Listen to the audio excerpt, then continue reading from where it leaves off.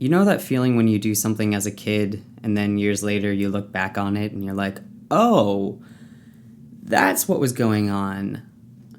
Well, that's kind of how I feel about this.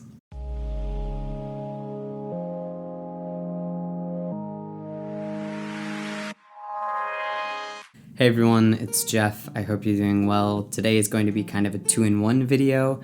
I'm doing a hot cocoa and a chat, and then I'm also bringing back the I Didn't Know I Was Blank series. But before I delve into that too much, I do want to give a little bit of a warning. So if you can't tell based off of the title, I will be talking about self-harm. So if that impacts you in any way, shape, or form, please do whatever you need to do to keep yourself safe. This is a topic that not a lot of people talk about, and that's part of the reason why I wanted to make this video, but I don't want to romanticize what I did at all. So I'm clearly stating that I'm only speaking from my own experiences and just how it impacted me personally. For a while, I didn't realize that I had self-harmed growing up, or that those behaviors had persisted into my adulthood.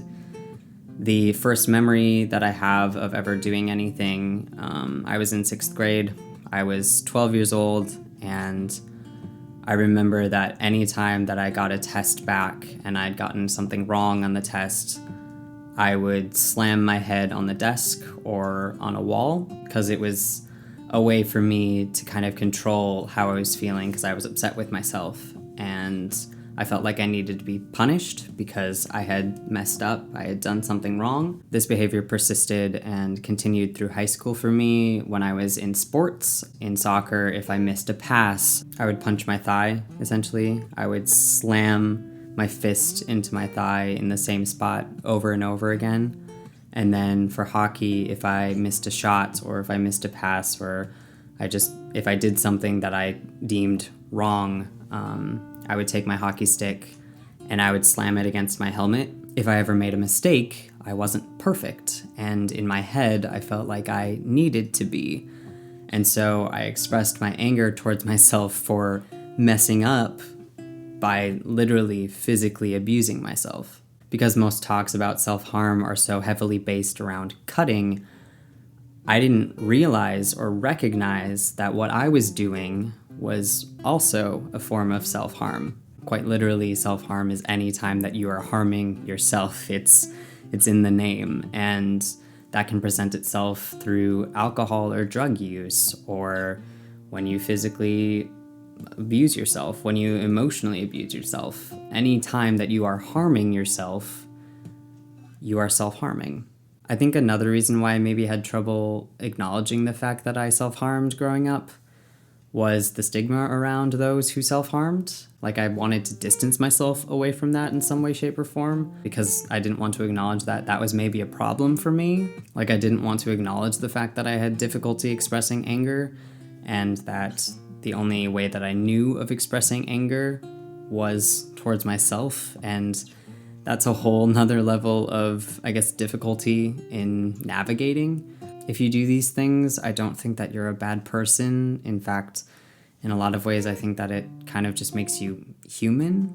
But I hope that you are at some point able to express your feelings in a way that isn't as self-destructive. But I know that that's definitely easier said than done, because honestly, there are days where I still struggle with the urge of wanting to hit myself. Like, that's a thing. I still struggle with that behavior, but I walk myself through it. I acknowledge that I'm feeling that way, but then I focus that energy and put it into something that's a little more productive. I don't physically harm myself, and even if I relapse in that way, that doesn't make me a bad person. This video wasn't meant to be super heavy. It was meant to be an honest and genuine conversation about self-harm and my own personal experiences with it, and also to be a reminder that y'all are not alone in whatever you're experiencing. So that's why I made this, and if you ever need anything, you can find me at any of my social media things. Those are all linked down below, and I will do my best to help in whatever way that I can.